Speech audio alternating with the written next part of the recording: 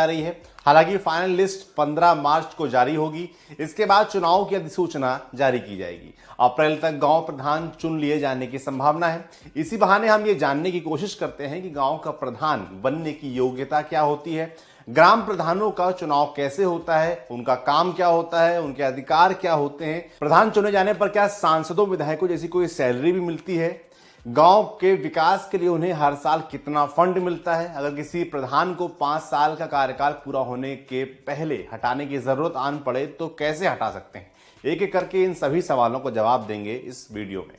सबसे पहले जानते हैं कि क्या कोई भी प्रधान बन सकता है। गांव को प्रधान बनने के लिए चुनाव लड़ना पड़ता है। चुनाव लड़ने के लिए कैंडिडेट की उम्र कम से कम 21 साल होनी चाहिए। वो उसी गांव का रहने वाला हो, वोटर लिस्ट में उसका नाम हो, वो सरकारी नौकरी ना कर रहा हो। अगर वो आरक्षित सीट से अपनी दावेदारी पेश कर रहा है तो उसका सर्टिफिकेट उसके पास हो।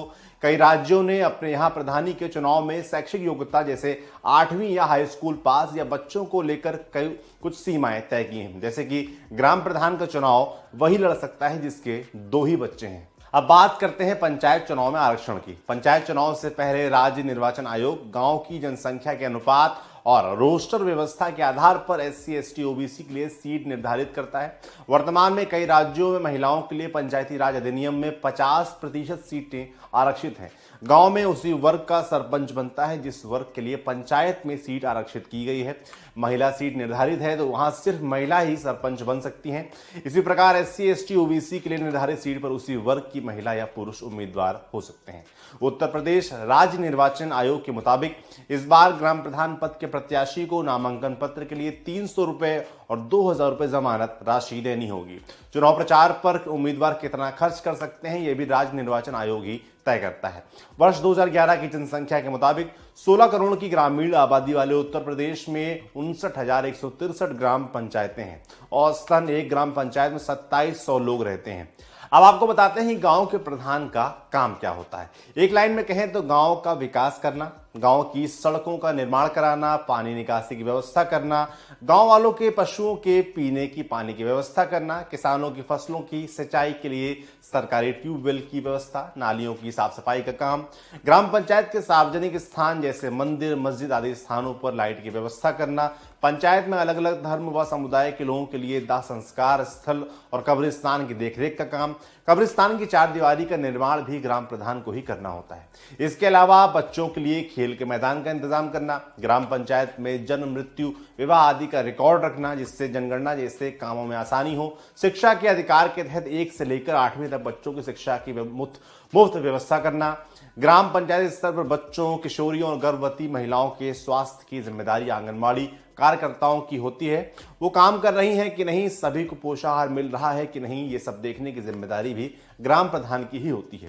साथ ही केंद्र और राज्य सरकार की योजनाओं को गांव में लागू करवाना भी ग्राम प्रधान का अहम काम है। अब जानते हैं गांव का प्रधान कैसे तय करेगा कि पहले क्या करवाना है। ये जानने के लिए हमने बात की ग्राम सभा भिखारीपुर के प्रधान डॉक्टर दिनेश कुमार सिंह से। उन्होंने बताया ग्राम प्रधान पहले कार्य योजना तैयार करता है। मान लीजिए कि मुझे गांव की कोई सड़क बनवानी है तो मैं ये देखूंगा कि कौन सी सड़क ज्यादा खराब है, किस सड़क का काम पहले करना चाहिए, किसे बाद में करवाना चाहिए। जरूरत के हिसाब से चुनाव करूंगा क्योंकि बहुत लंबा काम एक साथ नहीं मिलता है। बजट के आधार पर 2-3 भागों में काम को बांटा जाता है।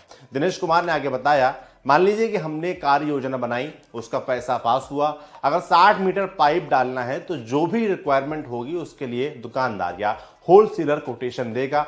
टेंडर प्रक्रिया के तहत इसके बाद पैसा उनके खाते में जाएगा। 2 साल पहले तक प्रधान चेक काट कर पैसा दे देता था, लेकिन अब ऐसा नहीं है। अब पैसा सीधे उस एजेंसी या संस्था को जाता है जो काम करती है। अब जानते हैं सभी गांवों को एक समान बजट मिलता है क्या? नहीं। गांव को विकास के कार्यों के लिए मिलने वाला बजट गांव के क्षेत्रफल और आबादी के आधार पर तय होता है। अगर गांव छोटा है, आबादी कम है तो विकास के लिए मिलने वाला बजट भी कम होगा।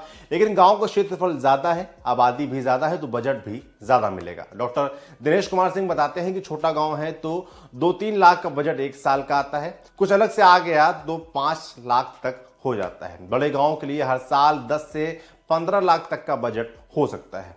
अब जानते हैं गांव के विकास के लिए पैसा आता कहां से। गांव के विकास के लिए केंद्र और राज्य सरकार हर साल एक ग्राम पंचायत को लाखों रुपए देती है। इन पैसों से शौचालय, नाली खड़ंजा, पानी साफ सफाई, पक्के निर्माण होने चाहिए। गांव कनेक्शन की एक रिपोर्ट के मुताबिक ग्राम सभा को 14वें वित्त आयोग की तरफ से प्रति मतदाता करीब 1130 रुपए केंद्र और राज्य वित्त को मिलाकर दिए जाते हैं।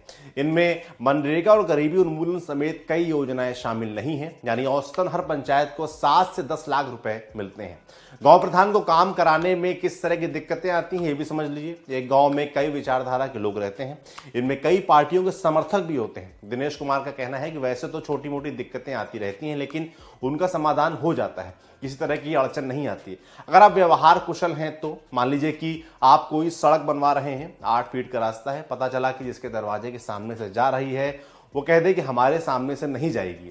वैसे ही सड़क बनानी है, मिट्टी का पैसा मिलता नहीं है, ऐसे में लोग दूसरे के खेत में से मिट्टी लेते हैं। लेकिन अगर कोई देने से मना कर दे तब इस तरह की बातों में गांव के लोगों के सहयोग की जरूरत होती है। एक और प्रधान ने नाम न छापने की शर्त पर बताया कि लोग प्रधानों की शिकायत करते रहते हैं, लेकिन अब तो कई मामलों में उनका सीधा रोल रहा ही नहीं। किसी को घर दिलाना हो, शौचालय दिलाना हो, राशन कार्ड बनवाना हो, इस तरह के कामों में प्रधान की पहले जैसी भूमिका नहीं रही। इन प्रधान ने बताया आवास किसको मिलेगा इसका एक क्राइटेरिया है, 2-3 बार जांच होती है। आवास के लिए आवेदन करने के बाद जिले या ब्लॉक से इंक्वायरी आएगी, जिन लोगों का नाम दिया है उनका ब्यौरा मांगा जाता है। नाम जाने के बाद एक और टीम आती है, निरीक्षण करती है। प्रधान का काम है आवेदन करवा देना। प्रधान ना मीटिंग में रहते हैं ना ही सिफारिश करते हैं। अब आप जानते हैं कि प्रधानों की सैलरी कितनी होती है। उत्तर प्रदेश में वर्तमान में प्रधानों का मानदेय 3500 रुपए है। पहले 1000 था, फिर 2500 हुआ, अब 3500 है। कई ग्राम प्रधान शिकायत करते हैं कि ये बहुत कम है, उनका मानदेय कम से कम 10,000 रुपए होना चाहिए। प्रधान दिनेश कुमार सिंह कहते हैं एक प्रधान का काम सिर्फ गांव तक ही सीमित नहीं है, उसे ब्लॉक पर जाना पड़ता है, मीटिंग में भाग लेना होता है, योजनाओं को समझना है तो उसे ब्लॉक पर जाना ही पड़ेगा।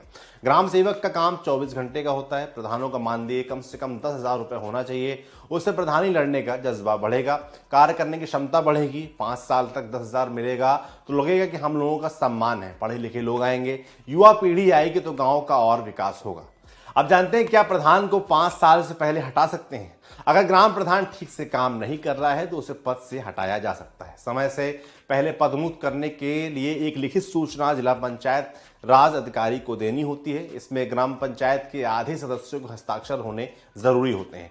1000 तक की आबादी वाले गांव में 10 ग्राम पंचायत सदस्य, 2000 तक 11 तथा 3000 की आबादी तक 15 सदस्य होते हैं। सूचना में पदमुक्त करने के सभी कारणों का उल्लेख होना चाहिए। हस्ताक्षर करने वाले ग्राम पंचायत सदस्यों में से 3 सदस्यों का जिला पंचायती राज अधिकारी के सामने उपस्थित होना अनिवार्य है। सूचना प्राप्त होने के 30 दिन के अंदर जिला पंचायत राज अधिकारी गांव में एक बैठक बुलाएगा, जिसकी सूचना कम से कम 15 दिन पहले दी जाएगी।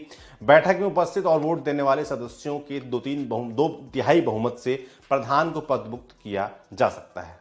चलते चलते ये भी जान लीजिए कि पूरे देश में 2,39,000 ग्राम पंचायतें हैं। पंचायती राज अधिनियम 1992 के बाद प्रधान या मुखिया पद का महत्व और भी बढ़ गया है। संविधान के अनुच्छेद 243 के तहत पंचायती राज व्यवस्था में ग्राम सभा और ग्राम पंचायत के गठन का प्रावधान किया गया है। इसके लिए 73वां संविधान संशोधन अधिनियम 1992 तत्कालीन प्रधानमंत्री पीवी नरसिंह राव के कार्यकाल में प्रभावी हुआ।